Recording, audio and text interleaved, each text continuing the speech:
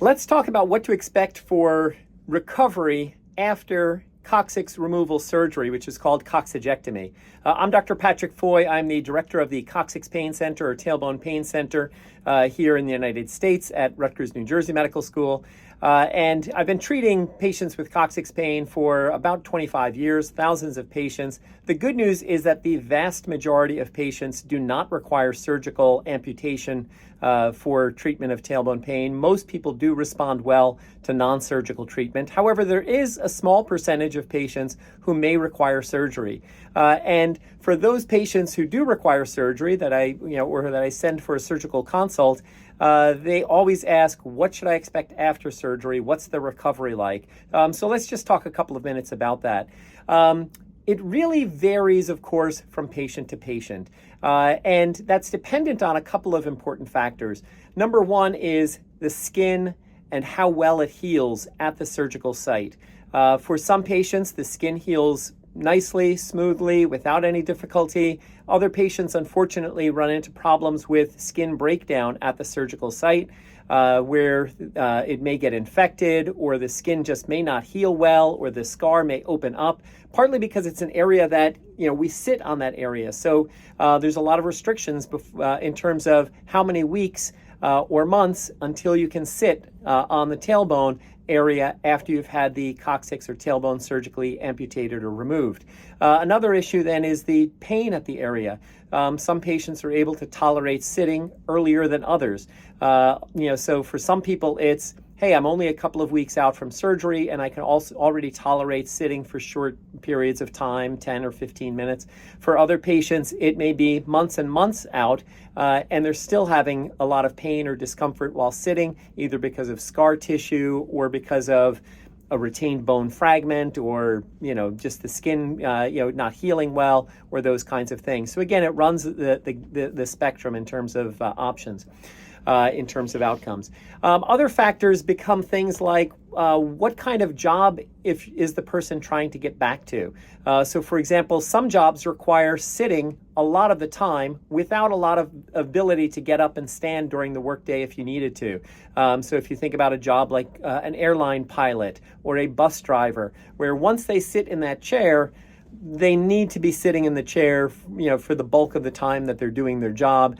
They're not able to just stand up at will throughout the workday, like people in other occupations might be able to. Another factor is how long is the commute to work? If we're talking about return to work expectations, if somebody is working from home and they're able to stand up while they do, a video meeting or something like that, obviously the chances of them getting back to work soon is much better than for somebody who has an hour and a half, drive for their commute each way, that they may have a really difficult time tolerating the drive to and from work, let alone the sitting that they may need to do when they're actually at work. In general, it's going to be important for you to work closely with the surgeon and their surgical office or team. I'm not a surgeon, so I spend most of my time and professional career trying to help people avoid going for surgery when they can. But when they do, it's important to work with their surgical team. Make sure it's clear, to them if you're having any difficulties or challenging, or ask them what their specific advice is for how soon you should be able to sit, how long you should be able to sit, when you should be able to go back to work, and those kinds of things. The biggest advice I could give you is to make sure that you number one, of course, work with your surgeon, but number two, that you go gradually. The biggest mistake I see people make is that they're happy that they finally had the tailbone removed if they're getting a good initial outcome, but then they either go back to work too soon, or they start doing prolonged sitting, or they think, well, the tailbone's gone, maybe I can sit on an exercise bike and try it for 20 minutes.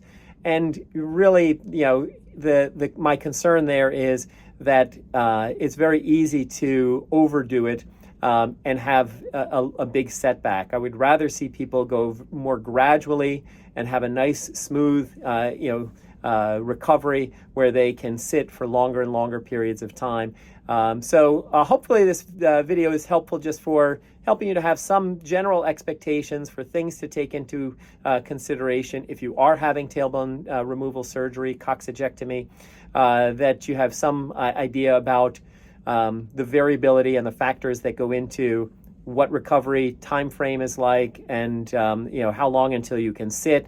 Again, we're talking usually 6 weeks, 8 weeks, and then it's going to be even a gradual progression after that. And return to work. Again, that's going to vary depending on the job and the commute and those kinds of things. And it's really known as a surgery that has a much longer recovery time than most surgeries. So it's not the type of thing where, hey, I had the tailbone removed. That was yesterday. Today I'm totally fine and going about my full life's activities.